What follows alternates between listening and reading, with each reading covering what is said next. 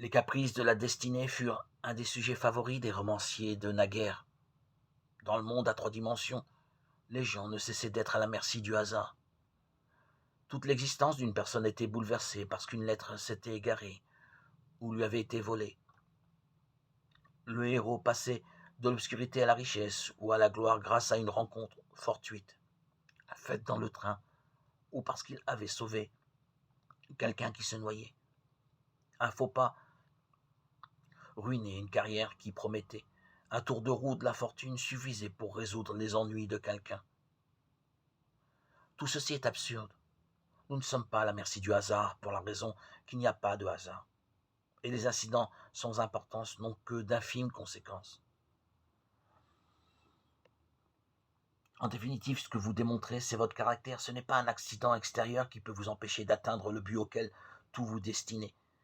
Un incident particulier peut vous dispenser un avantage passager ou vous causer un chagrin ou un inconvénient momentané, mais il ne peut changer le cours de votre vie.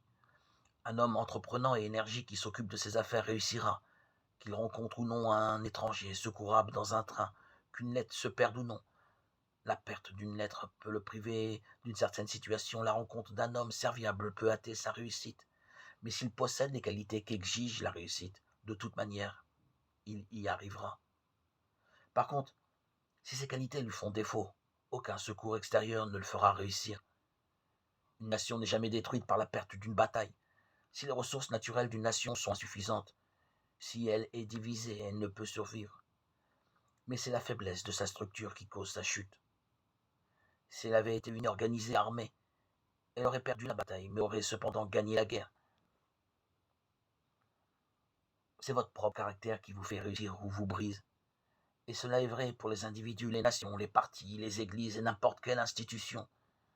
Si vous avez l'impression que certaines qualités vous font défaut, si votre caractère semble manquer de fermeté, demandez à Dieu de vous donner ce dont vous avez besoin.